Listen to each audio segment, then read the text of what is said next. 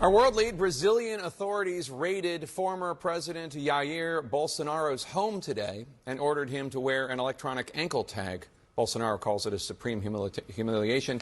Here is CNN's Stefano Pozzavon.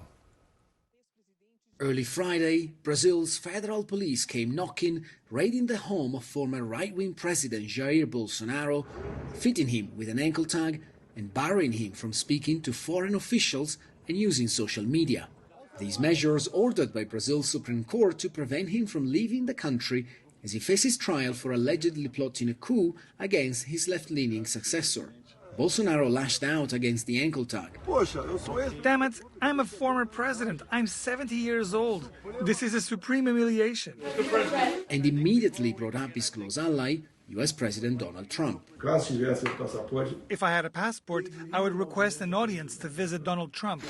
Trump casts a long shadow over this case as he threatens tariffs of up to 50% on Brazilian products in retaliation for Bolsonaro's prosecution. I think this is very personal for President Trump. I think that he believes that what is happening in Brazil right now is political persecution of former President Bolsonaro in a way that reminds Trump of what happened to him.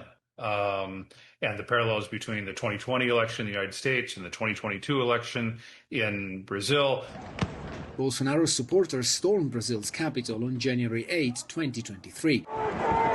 In striking similarity to what happened on January 6, 2 years before.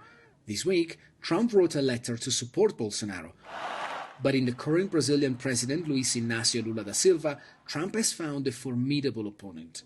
Lula claiming the country is prepared to retaliate with similar tariffs and calling out on Trump directly in an interview with CNN. We cannot have President Trump forgetting that he was elected to govern the U.S. He was elected not to be the emperor of the world.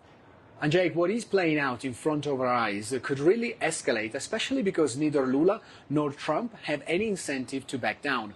Brazil does not depend on U.S. trade in the same way that many countries in the Americas do.